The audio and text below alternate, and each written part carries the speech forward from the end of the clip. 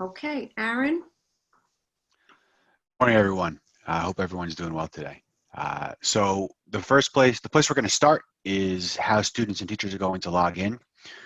So they're going to log in from iLearnNYC.net, and that's going to bring them to this page here on the DOE site. And when they get here, both teachers and students are going to click on this sign-in button here. And that's going to bring them to the NYC DOE single sign-on. Students, the first time they enter, they're going to click here. They're going to go to find their username, reset their password. They're going to be asked for their OSIS and their date of birth. Once they do that, they'll be provided with their login ID and asked to create a password. Once they do that, every time going forward, they'll be able to log in here through the single sign-on with those credentials that they just created. And teachers will log in here with their DOE credentials, same ones they use to log in Outlook. And once they log in here, they are going to be directed to the learning management system, to the learning environment. And what each school has is a unique homepage that their students and teachers will automatically be directed to when they log in.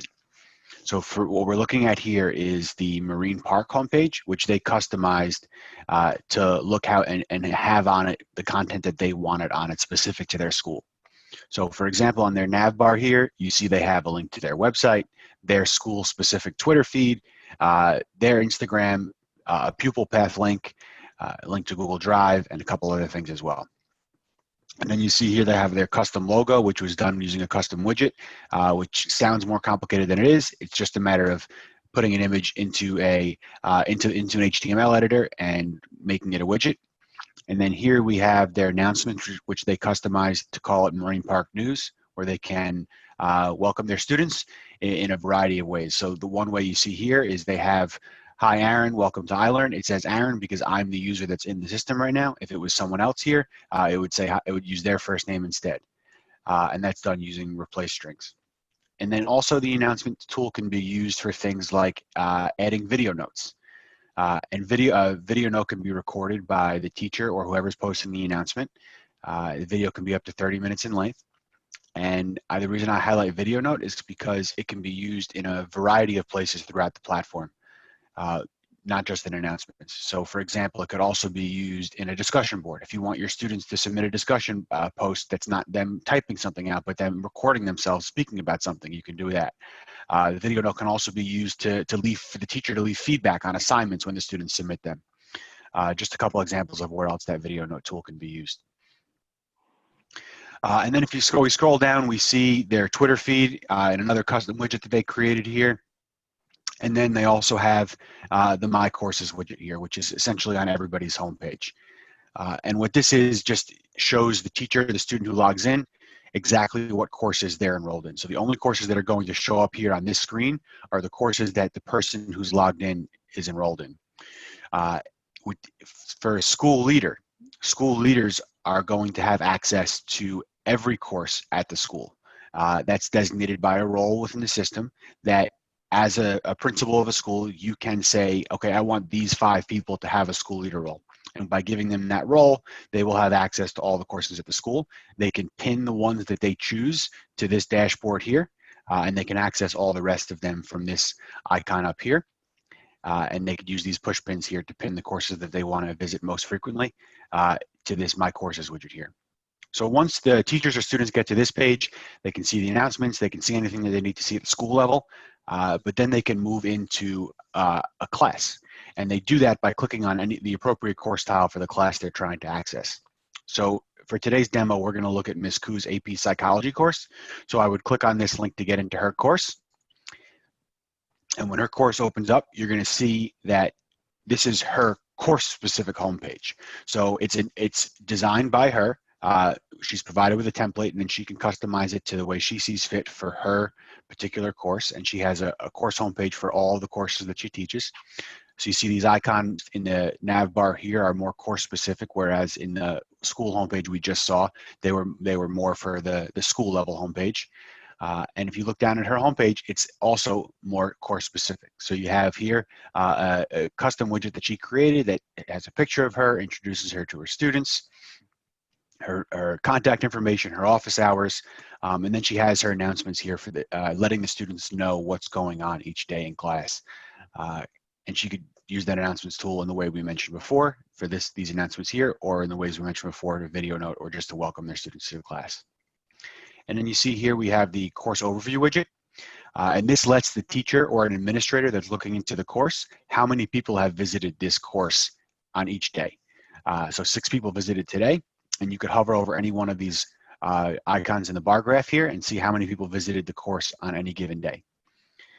And this particular widget is only visible to students or teachers. And that's a feature that can be applied to essentially anything that we're going to talk about today with something called release conditions. So release conditions are a set of if-then statements that say if this is the person's role, or if the person has done this, then they can do this. And I'm going to get into that a little bit more later on, but this is an example right here with this course overview widget of those release conditions and how this can be visible to the teacher, but not the students. And if we keep going down, we see here we have another widget here where the teacher integrated with Remind. So students don't have to go anywhere else to join the class. In the Remind class, they can click Join the Class here, and the teacher can post announcements to Remind, and those will all pop up here within this widget. And then the last thing on this homepage that we'll look at here is the calendar widget. And you notice Ms. Ku's AP Psychology course has a scheduled meeting for 10:40 every day. These are her Zoom meetings that she created right here within the platform, because there is an integration with Zoom where she can create the meetings here within the platform, and the students can access the meetings right here within the platform as well. And when she creates them, they automatically populate that calendar widget, as well as the calendar that exists within the Zoom page as well here on the platform. So the next place to take a look at is some of the content that Ms. Ku created. So if we go into her content,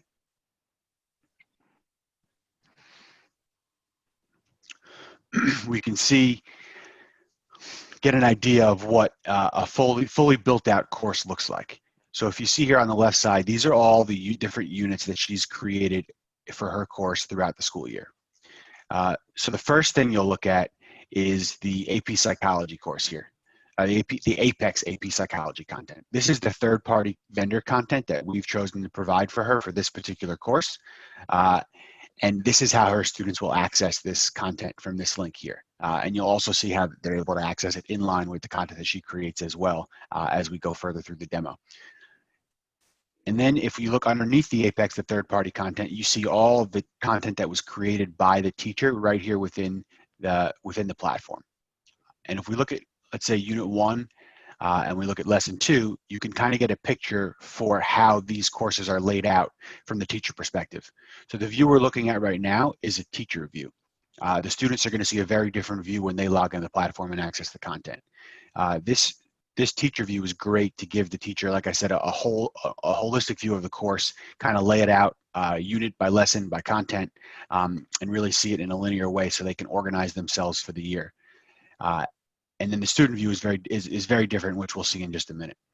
So here you see Lesson 2, and then you see the learning activities, the content that she's created within each one of these lessons. So you see the Lesson 2, the first page, she gives an overview, the aim of this lesson, and then she goes on to the content here. So you see she has her first thing is a little pre-assessment with a Google form embedded here.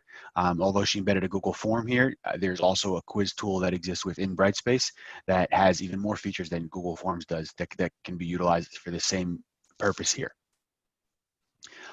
Then she has a PDF that she uploaded. And one of the things that, if you look at this PDF here, that will highlight is one of these accessibility features, which is the integration of ReadSpeaker. So if we go here and we look at they clicked on that little speaker icon, the students are able to utilize this to change the format of the PDF that's here. So you see here, this is what it looks like in its original form. And they could change the format to see it in a way that's more accessible to them. And they can also have the text read to them. And if you click that listen button, you'll see the text is read and it's highlighted each word as it's reading it. And they could stop that or pause that at any time. And then if we move on to the next piece of content here, you see this PowerPoint that Ms. Ku uploaded, and it converts it to a PDF. So this PowerPoint also has the ability to be read aloud like that other thing, like the other PDF that I just showed you. And then the next thing in line here is we see the Apex content, like I alluded to earlier, right in line here with the content where they can just click this link and now they're directed by the teacher to the Apex content. And she says, when you get there, do 1.14 and 1.16. And then when they're done with that, they come back into the platform and they move on to the next activity. And then this next activity is the teacher just, it's a scenario where the teacher decided that the way that Apex covered this wasn't the best suited for her students, so she redesigned the activity and included it here with a Padlet that she embedded. And this is an example of a external site like a Padlet, or another example like a Kahoot or a Quizlet, just to name a few of the teacher favorites, where the teacher embedded it right here within the platform, so there's no reason for a student to have to go anywhere else and add to the clicks, add to the path to get to their learning. So they are able to click right here and add to the Padlet right here from this one page. And one of the biggest benefits of doing this way, rather than sending the student out to an external site, is that by doing it within the platform, we can collect the analytics behind what the student's doing, see how much time the student's spending on this particular activity. Whereas if they went out to another site, we wouldn't be able to track that. And then finally, the teacher ends with an offline activity, read pages 20 to 25, and add notes to your reading guide. So the next place to go here is to take a look at exactly what we just saw from a student perspective. So if we go and we view as a student, you'll notice here on this homepage, everything looks the same with the exception of that course overview widget that's now missing from the student view that was there for the teacher. And then if we go into the content, the first thing you'll notice is this continue button up top here. And this is exactly where the student left off the last time they accessed this course. So there's no fumbling around trying to find, for the student trying to find where they were last time they were here. They come in and they see where they left off last time, they click continue, and that's directly, they'll go directly to where they were and they can pick up where they left off. If we go into the same lesson that we were just looking at from the teacher perspective, to view it as a student, they'll click launch lesson here. And you'll notice this is a much more expansive view for the student. They see the full screen, and they only have these simple navigation arrows at the top to toggle between learning activities. And if I go click next here, it brings me to the next learning activity where I see that Google form that was embedded here. And then you see those, the concept map, the psychological approaches chart, the PDF, the PowerPoint that she embedded, the link to Apex, and then the Padlet that she embedded that the students can do right here in line with the activity. And then finally, when this is done, the teacher can either have the course set up in a way that the student can move right on to the next lesson, or they can manage the dates where they can only release this next lesson at a certain date, or they can hide it from the students so they can't see it and only make it visible to them when they want it to be visible for the students. So the teacher has complete control over when students see what content.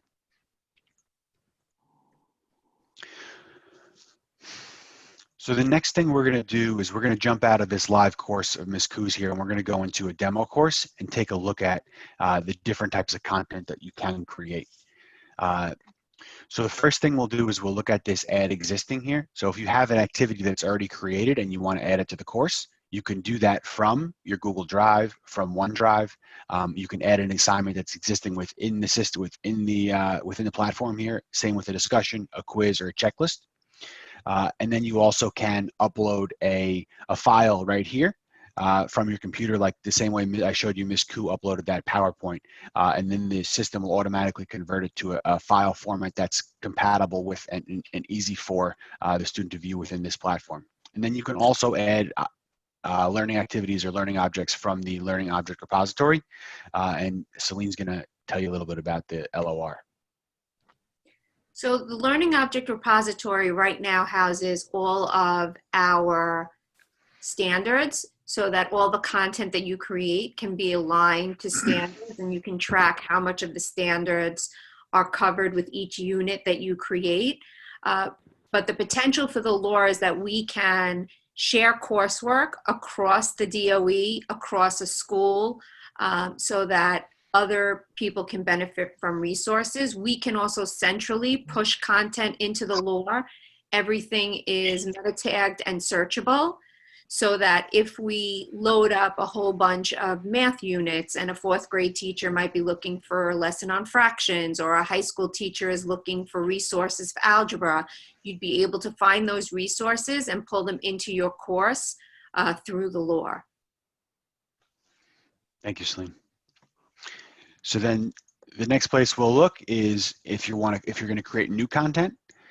So when you're creating new content, you'll see a couple different options here. The first of which is the new lesson. So that's when you saw those placeholders in the line of content there. You had the unit and the lesson. This is how you create a new lesson.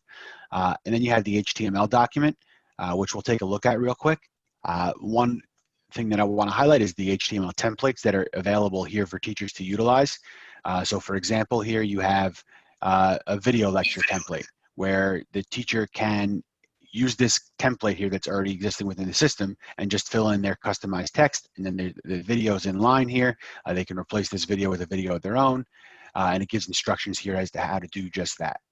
And then teacher could also embed things like the Padlet you saw from this HTML editor. They can insert video notes. They can insert just videos, or do anything that they might do in, like let's say a Word document, and use this in that fashion here to create their content. And you notice here on the bottom, there's this hidden or visible toggle button. So what's nice is while teachers are creating content, by default, everything always remains hidden until the teacher makes it visible. So that way, when the teacher's working on creating content, the students aren't seeing unfinished products. And if we save this, it would show up as hidden in the content screen over here, and the teacher would then go ahead and just click here and make it visible. So if we go back here to create new, we can also add a web link, and we can also add assignments. So in the assignments tool, for example, you can create assignments like file submissions, where students submit something like a Word document, a PowerPoint presentation, a PDF, or a text submission where a teacher creates a prompt and the student answers in line in a text box, or on-paper submissions or observed in person. And then we also have discussions, quizzes, checklists, and then a couple other tools like surveys if you click on more there. If we take a look at this assignment here, and we just take a look at some of the features that are available when you create an assignment. So when we go into an assignment, you can see you have a couple different things here. You can make it an individual assignment, which means every student will be responsible for completing the assignment, or you can do a group assignment where you'll assign it to a specific group of students, which you can create those groups within the platform as well. So this particular assignment, I'm only assigning to my E&L students. You could also have the amount of submissions customized, one file or unlimited amount of files you could submit, or which submission do you want to keep? All submissions, only the most recent? You want to see every draft of the assignment, or only the most recent one? Teachers can also enter their email address here to get alerted whenever a student submits an assignment. And then you can also add a rubric. And then if we go into this other place here, restrictions, teachers can set due dates and availability dates, and they can also attach release conditions here, which I mentioned earlier. And now we can take a little look here to what those release conditions actually are. And like I mentioned earlier, they're a set of if-then statements. So if the student's role in this org unit or class is a student, they'll see this. If their role is a teacher, they'll see this. If they don't have that role, they won't see it. If the student on a scored a 75 or higher on a quiz, they'll be able to move on to the next content topic. If they visited this content topic, then they can see the next one, things like that. And then this last thing I'll highlight on this screen is the special access, where you can allow only users with special access to see this folder. So let's say, for example, you had a E&L teacher that was collaborating in this class with the classroom teacher, and they wanted to provide supplemental material or supplemental assignments to their students. They can create this assignment and only add it to, and only allow the students that they're working with to see this assignment. Or a classroom teacher could use it in the same fashion. And then the teachers also have the ability to add standards or associate standards to any of the assignments or content that they create within the platform. And you see this one has these standards associated to it. And we'll touch on the standards a little more in just a second. So if we go back into the content tool, we'll look here and we could see where those standards live in this section. So you see here it says 7% of standards have been covered. So what that means is the teacher now knows that the content that they've created has covered 7% of the standards in this course. And where do these standards come from? So the standards are already, all New York State standards are already living within the platform. All the teacher has to do is to import those standards into the course that are appropriate for what they're teaching. And they would do that by clicking on standards here, clicking on add remove standards, and then they can import from Achievement Standards Network. And when they get here, they can select New York as a jurisdiction, subject, framework, education level, and the standards that are appropriate for their course, import them. And I've already imported the 8th grade social studies standards for this course here. And because I did that, if I go back to the content, I can then go and look at this assignment, for example, and I can add standards to this course here. So I can edit the standards and I can select from any of the standards that are applicable for this course, and I can add them to this particular piece of content. And when I do that, you'll notice the percentage of standards covered in this course went from 7% to 10%. So now as a teacher, I know, okay, I have 10% of the standards in this course covered, and obviously my goal is to have 100% of the standards in this course covered. And when you reach that goal, you know that your content has covered all the standards in this course. And it also gives you a quick look at a mastery kind of view where you see if students did well on this assignment, they've done well on that standard and mastered a particular standard. And as the teacher, you can see the standards here by unit, right? So you have sample unit, and then if I had any additional units, you would see them show up to the right here. And if they show up to the right here, then underneath that, you'll see the number of times the standard is covered in each one in each unit here. So that's the standards for you. And then the next thing we're going to look at is another entry point for schools into the platform. So this year we saw Ms. Ku's class where she had her content laid out in a very linear fashion, where she had each unit laid out unit by unit. But then we also have this middle school technology teacher that has her course set up as more of a central hub for where she wants her students to go and the things she wants her students to see and the content she wants them to have access to throughout the school year. So you have here a number of different topics: Advanced Scratch, the Hour of Code, Coding Basics, NBC Learn, Star Logo Nova. She has a digital photography course, a digital photography content here. She has Google Docs that she posts in here. And if we look at, for example, the Hour of Code, you can see she has a number of different resources here for this topic: Parents' Letter to Coding, an Angry Birds tutorial, Star Wars tutorial, things of that nature. So that's another entry point for schools, another way that schools use the platform to their advantage. And then the next thing we'll look at is an additional way that schools get their students into the platform. And that would be with the portfolio tool. So this particular elementary school utilized the portfolio tool to get their students access to the platform. And what they did here with this portfolio tool is they used it to collect evidence of their student work. And that's what this portfolio tool is generally used for. And although this is an elementary school that we're demonstrating here, this tool is completely applicable for schools K to 12.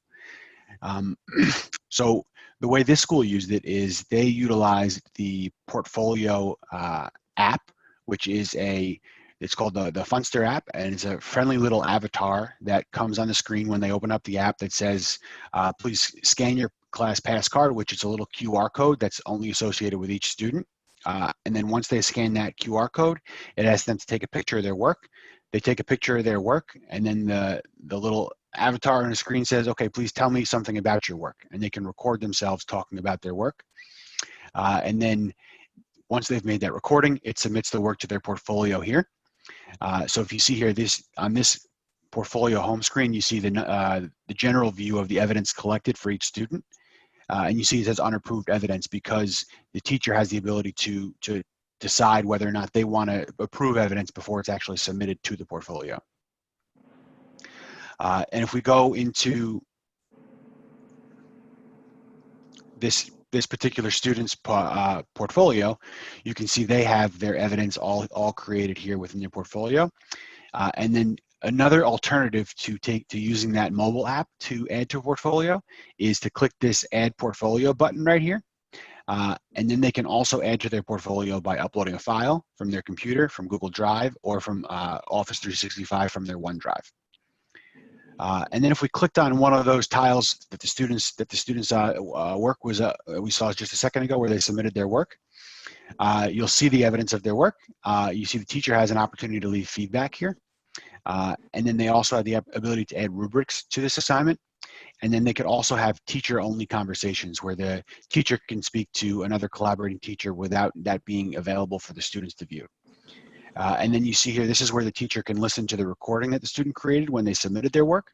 And then the student also has the ability to type their reflection if they chose to do that rather than record it. And then the teacher can also categorize the student work here into any categories that they decide to designate. So the next thing that we're going to look at is everything that we talked about so far today has a deep set of analytics behind it. So this is the class progress tool, which exists within each course. So each course has in the nav bar an icon that says class progress, and when you click on it, you're directed to this screen here.